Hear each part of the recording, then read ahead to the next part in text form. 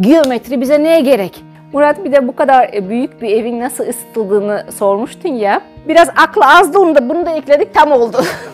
Bunu ben gidip Bursa İnegöl'den aldım. Dağlar manzarasını izliyorsunuz. Gerçek tuz yalanabilir tuzsuz kalırsanız. Kendinizi sevmezseniz hiçbir şey olmaz. Evet, burası kaç paraya mal oldu? Gerçek bir şömine doğrusunu yapıyormuş erkeklere. Öflemez, püflemez. Buna da para vermedim.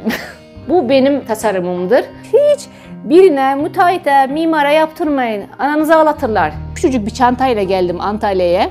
Bu kullandığınız rengin bir amacı var mı? Hiç bana uyarmadılar.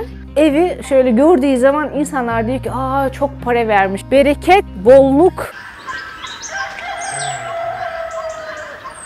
Evet, tekrardan merhabalar. Şehnaz Safarova kendisi. Özbekistanlı bir hanımefendi. 23 yıl önce buraya geldi. Beğendi ülkemizi ve kaldı. Burada bir çiftliği var. Yaşam hikayesini daha önce izlediyseniz burayı hatırlayacaksınız. Burayı görmüşsünüzdür. O videoda demiştik ki ikinci video için evin içini gezeceğiz ve bir ev videomuz olacak. Çünkü detaylar vardı. Bir evi gezelim bakalım hangi zihinle yapılmış. Videomuz başlıyor. Bir Özbek bahçe evi asla üzüm asmasısız olmaz yani. Bu bizim kültürümüzde vardır.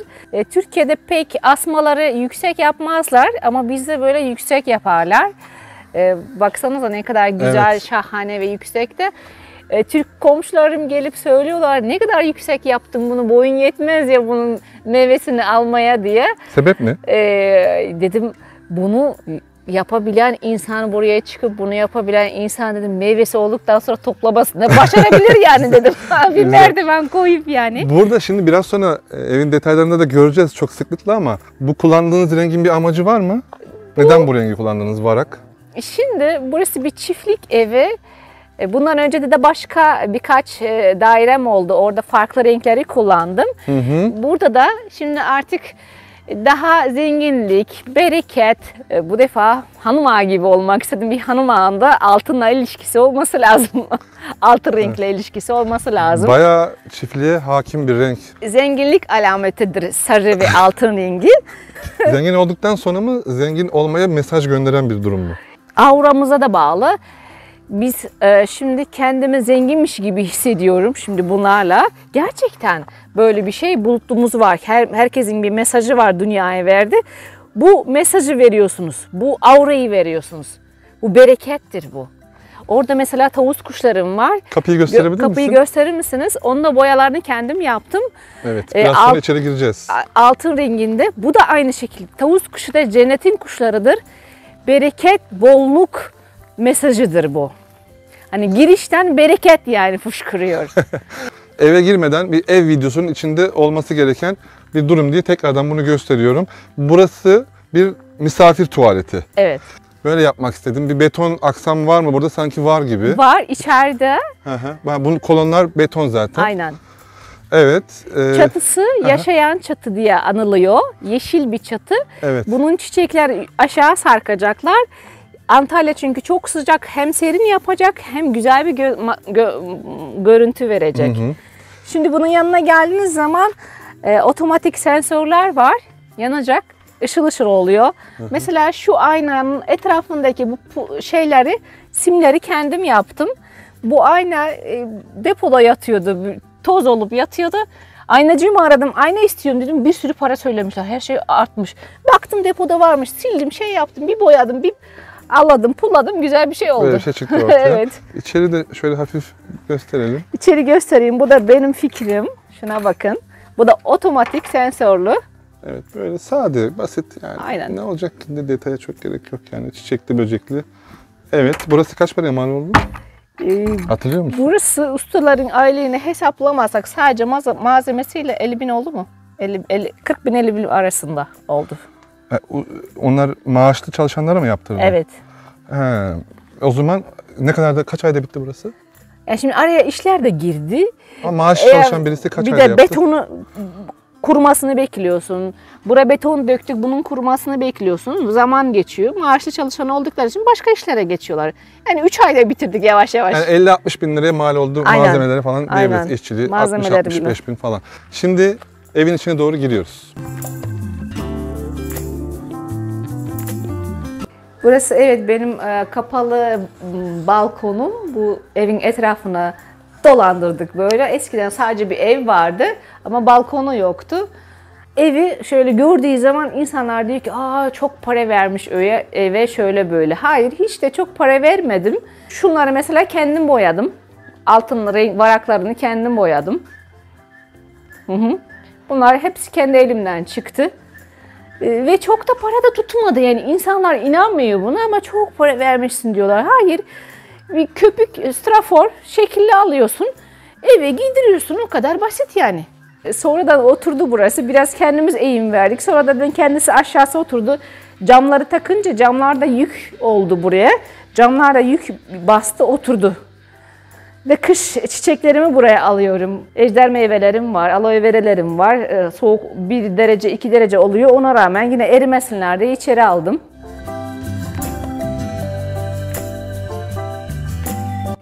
Burasını ben aslında evi yaparken hiç burayı turizme açacağım diye düşünmemiştim ama şu an fikirler değişti. Şu an turizm açacağım. Misafirlerin kış bahçesi kapatacağımız, oturacağımız alan olarak kullanabilirim yani misafirlerim geldiği zaman.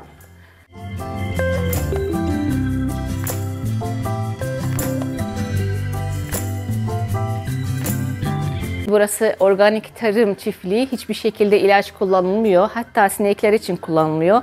Elimizden geldiğince doğal yöntemlerle başından gelmeye çalışıyoruz. İşte bu kadar.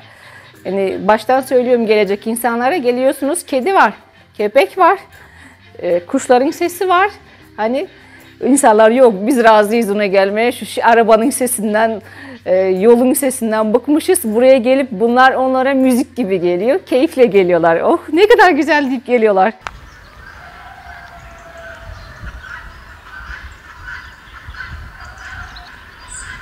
Kurarken mesela komşularım geldi burada yaşayanlar. Hiç bana uyarmadılar. Ben şuradaki manzaraya bakarak yaptım. Çünkü evin manzarası bu tarafta.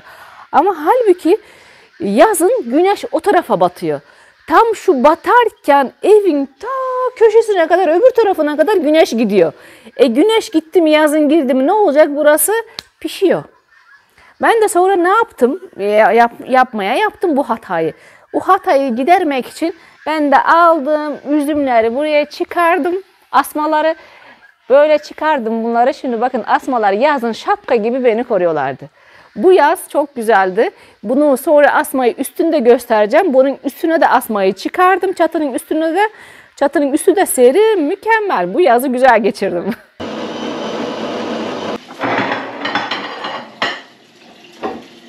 Seviyorum bunu. Ne var yani aynı fiyata altın rengini alırsınız. Ve bu çok da basit yani.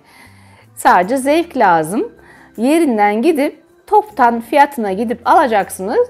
Uygun alacaksınız. Hiç birine, müteahhite, mimara yaptırmayın. Ananızı ağlatırlar. Kendiniz yapın. Yani hiç kimseden eksiğiniz yoktur.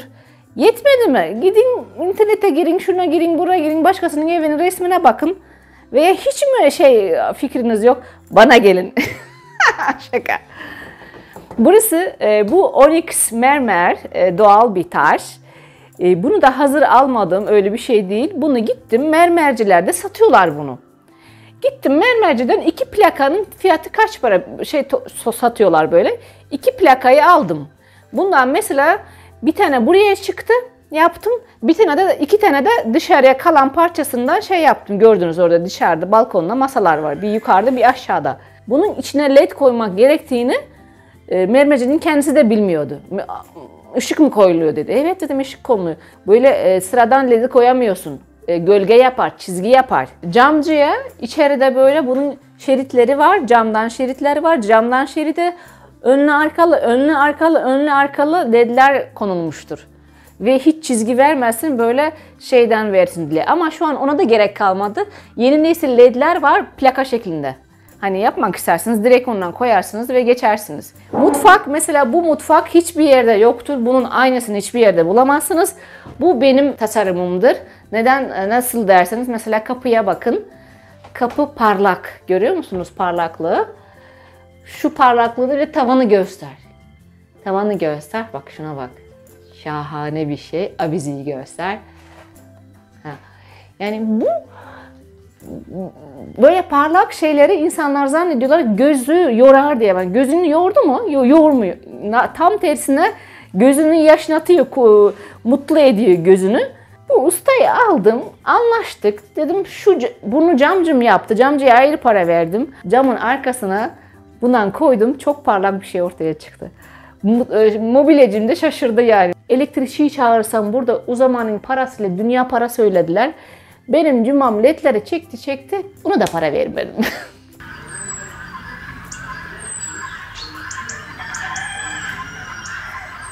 Dolapları bu tarafa koydum. Mutfağa sığdıramadım. Yine dolapları seviyorum. Fazla eşyaları hep buraya koyuyoruz. Etrafı gözükmesin diye. Her köşe, yani bir kadın aklı olduğu için kadın ne yapıyor? Kullanışlı yapıyor. Bir erkek yapmış olsaydı bu kadar dolap yapmazdı. Çünkü kadının eşyası çok, bir yerlere sıkıştırmamız lazım. Bu dolaplarda çok güzel işe yarıyor. Bir de şu çok önemli. Şu olay. Bu benim aşkım. Aşkım bu benim.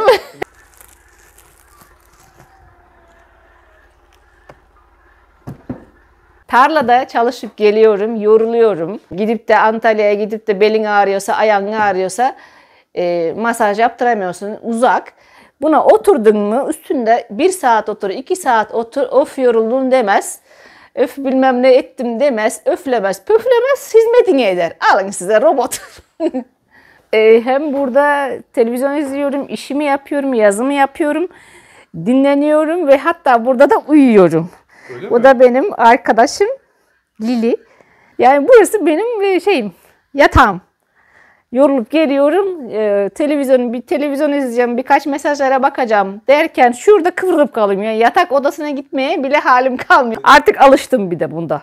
Böyle yaparak artık bilinçli şekilde yapıyorum bunu. Eskiden bunu erkekler yapıyor, bunu tembellikten diyordum. Doğrusunu yapıyormuş erkekler. Şu merdiven altını değerlendirdim böyle. Burayı kütüphane yaptım.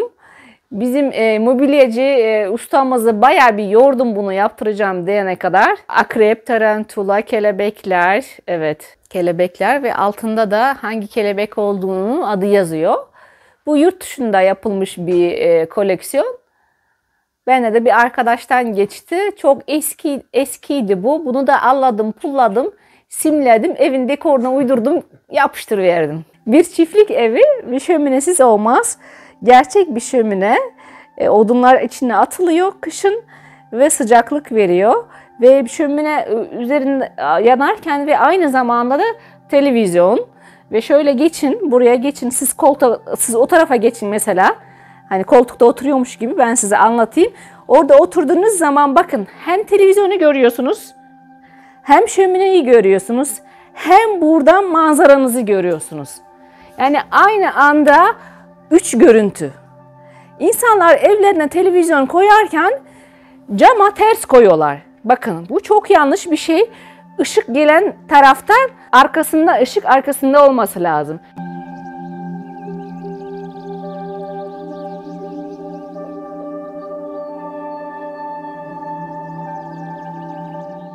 Odada misafir odam bu. Bu misafir odası şeye bakıyor, arka taraftaki ormana bakıyor. Burada güneş girdiği zaman buradan giriyor.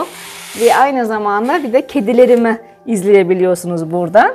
Mesela dolap komple aynadan, bütün eşyalar gitmesi, yorganlar gitmesi için böyle büyük yapıldı. İçinde yorganlar gidiyor mesela. Yorganları koyuyorum, halıları koyuyorum, kullanmadığım halıları koyuyorum. Banyoya girdiğiniz zaman şimdi banyonun ışığını açmayacağız. Işıksız girelim. Sebep, banyoda kocaman ayna var, cam var. Bu cama bakın bakın iki tabakalı ayna var ve ışık açmanıza hiç gerek yok. Işıklı, görüyor musunuz? Yani yeterince ışık var. Böyle bir yerde zaten kimse yok. Zaten o tarafta orman. Görüyor musunuz? Kimse yok. Bu görüntüyü, bu manzarayı niye kapatayım ben? Işık açtığı zaman da bu akşam da böyle oluyor. Tavanları böyle. Her şey böyle, yine özel mobilya yaptırdım. Aynalar tavana kadar, dolaplar tavana kadar. Yani köşeden köşeye her şey kullanıldı burada.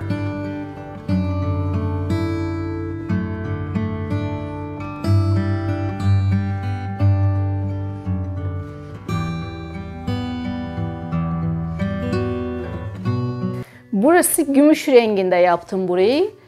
Altın renk değil de burada gümüş, parlak, metalik renkler, siyah renkler hakim. Burada yapılan her şey öncelikle ben. Kendinizi sevmezseniz hiçbir şey olmaz. Önce kendinizi seveceksiniz. Ben önce kendim için yaptım. Şimdi size bunu tavsiye edebilirim. Yani sevdiğim şeyi, kullandığım, beğendiğim şeyi şimdi size verebilirim. Bu kablo 20 metrelik kablo, özel bir Samsung'un özel serisi. Bu 20 metre kablonu ayrıyeten aldım. Bu banyoya girer, balkona girer, çıkar. Yatağın her köşesine dolaşabilir bu. Mesela şu ışıklar. Bakın. Burası Himalaya tuzları.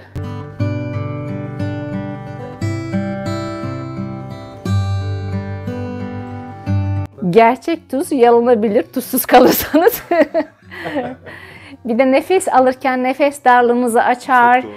Kötü stresi alır. Yani burada yatan insan keyifli, huzurlu. Siz mesela yatsaydınız burada nefesiniz açılarak kalkardınız. Şimdi bu 2 katlımış gibi gözüküyor. Yukarıda daha bir oda varmış gibi gözüküyor. Burası yine aynaları kullandık. Aynaları bile kullanırken mesela şuradaki ayna gri renginde, füme renginde ayna. Yanında da koltuk. Bu koltuğu neden koydum? Jacuzzi'den, saunadan çıkınca aynalar gri. Ona da münasip koltuk yapıldı burada. Aslında bu da kimse için yapmadım, kendim için yaptım. Kadın günüm var benim. Hani kuaföre gitme günüm ya da sauna spa gitme günüm var. Onu da buraya çıkıyorum. Orada jacuzzi, sauna, spa günü yapıyorum. Yüzüme maskeler sürüp koltukta oturuyorum. Televizyonumu önüme çekiyorum. Televizyon her yere geliyor. Yüzümde maskeyle böyle telefonu da buraya koyuyorum. Bu telefon koyma yeri. İstersen telefonda da bir şeyler izlerim.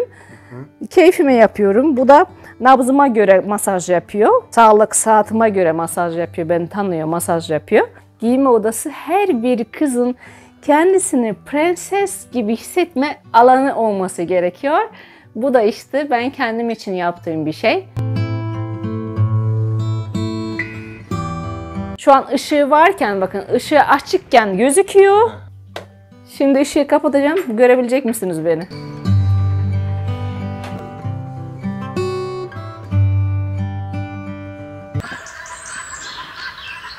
Şöminemiz var. Kışın yakıyoruz. Çok güzel. Buraya ısıtması zaten şömineyle ısıtılıyor.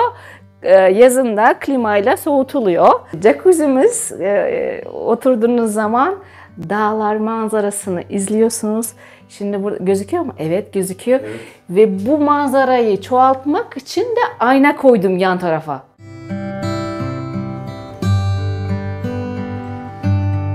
Ve sauna var. 2 kişilik, 3 kişilik, hatta istersek 4 kişi de girebiliriz. Evet, burası sauna. Çok güzel, mis gibi kokusu var. Şuradan saunaya girin, gelin. Şimdi o tarafa bakın. Gördünüz mü? Camdan.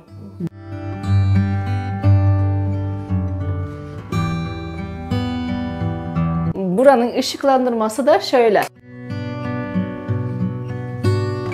Simi çok seviyorum. Bunu tavanda döktürdüm, simli. Evet, epoksi sim karıştırıp döktük. Perdeler de özel yataktan yattığımız yerden açmalık. Buna tiyatro perdesi diyorlar. Şöyle kumandayla böyle geliyor. Hoppa.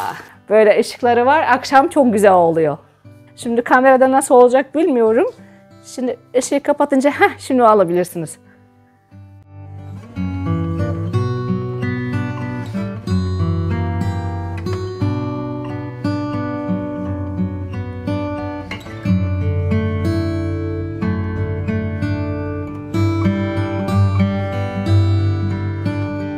Güneşini vurduğu zaman burada mesela kıvrılıp kitap okuma veya böyle kestirme saati şu an burada güneşte.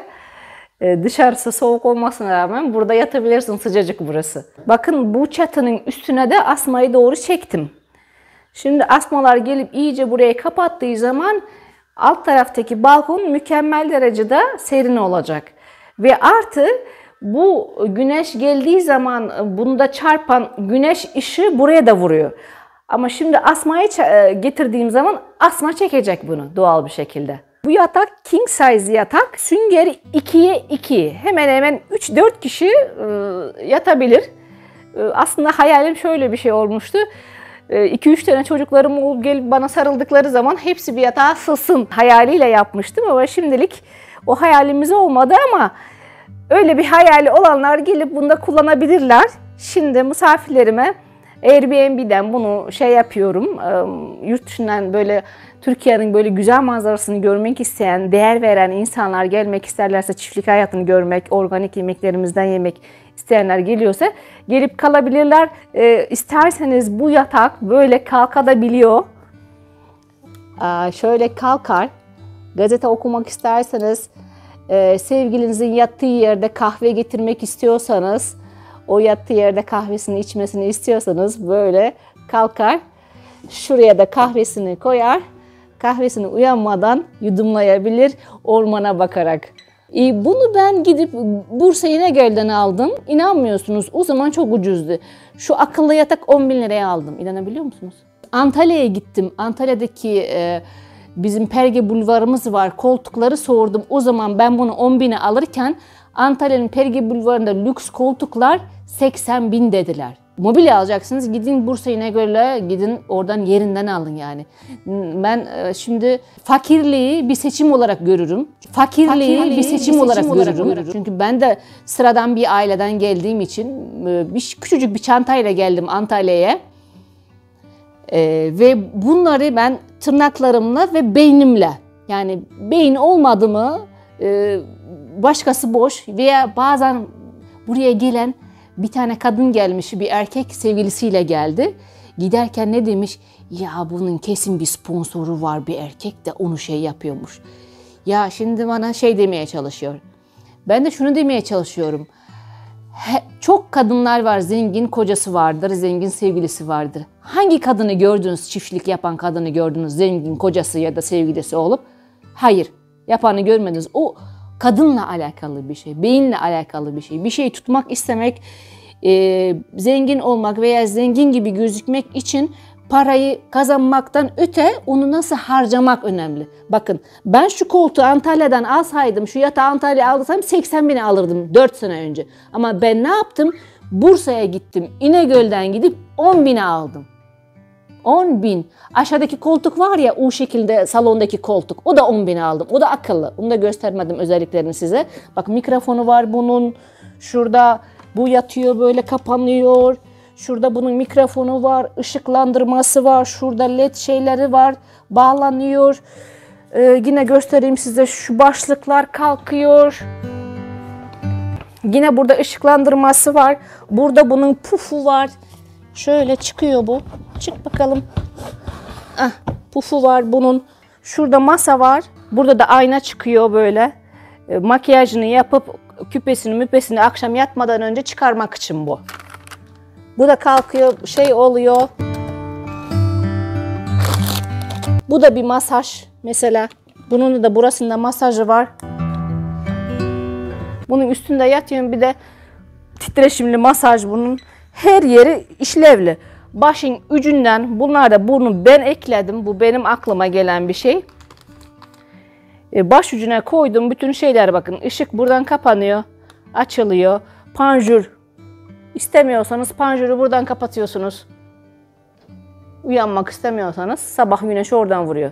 Buradan kapatırsınız. Bunu istemediniz, buradan kapatırsınız. Her şey buradan. Yani akıllı.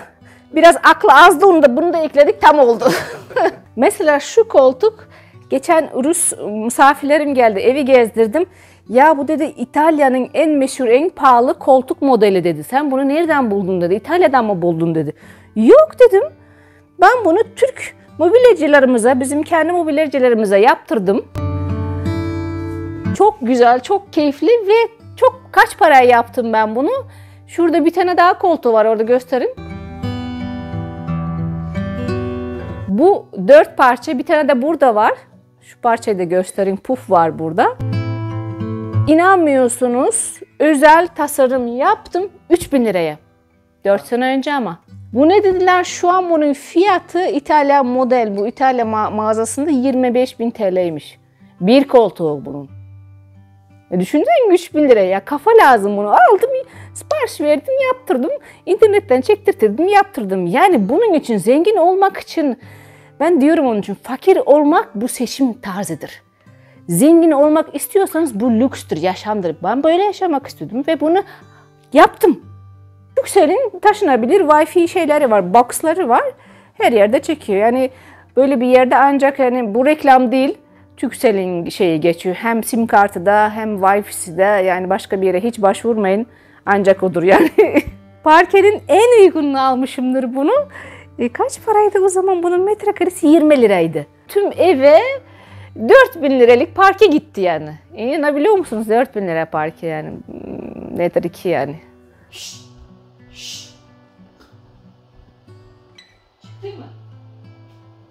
Murat, bir de bu kadar büyük bir evin nasıl ısıtıldığını sormuştun ya.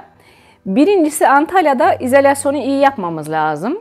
Hani dedim ya, evi giydirdim, hani uygun bir fiyata giydirdim, şekil verdim, saray gibi gösterdim dedim ya, o köpükle 5 santimlik, hiç 4'ünü de almadım, 2'sini de almadım, 5'ini aldım. Bir ev 5 santim olunca hem sesi kesti, hem sıcağı soğuğu kesti ve 3, zaten ormanın içinde yaşıyoruz, bir tane parayla almadığım bir şey ne var? Odun var. Ve onun için şömineleri kurdum, bir kere şömineye para verdim. Ve bu şömineleri yaptırırken hiç üşenmedim. Bir tek pahalı bir şey yaptırdım, bir şöminem var. Sıcak odası yaptırdım. Her bir şöminenin, benim evimde şu an gördüğünüz gibi alt katta, çalışanlarımın da böyle güzel bir şöminesi var. Bende de bir şöminem var ve üst katta şöminem var. Bu şöminelerin çıkarken sıcak odası var. Bu sıcak odasını gördüğünüz zaman nasıl ateş çıkmış.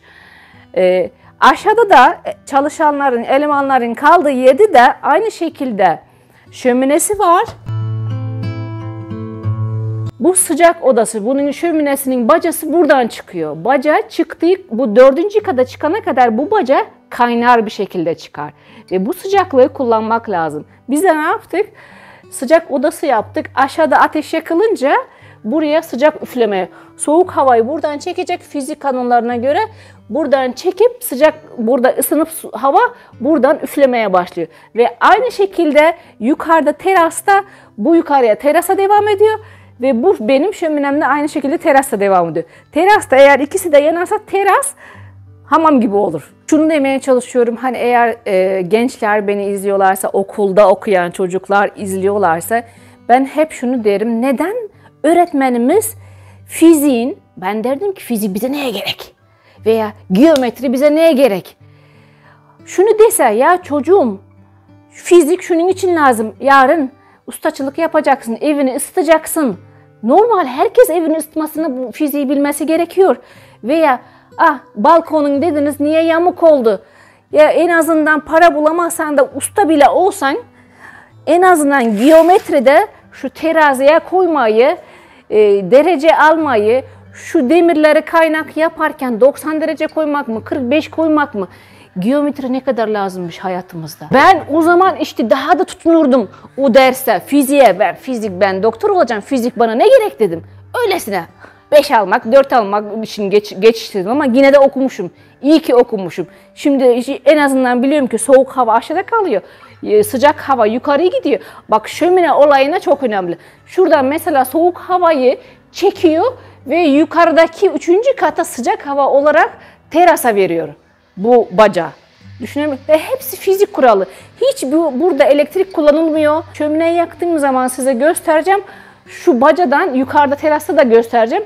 Bacadan peçeteyi tutacağız. Böyle klimayla üfürür gibi sıcak hava üfürüyor. Bu hepsi de fizik yani. Elektrik çok para geliyor. Bir özgür olmaya çalışırken bir amacım da benim özgür olmakta. Faturalardan özgür olmak amacım. Kendi kendime yetmek istiyorum. Güneş paneli kurmam lazım. Şimdilik her şey pahalandı. Ona biraz gücümüz yetmiyor. Fiyatlar acayip geliyor. Onu söyleyemem.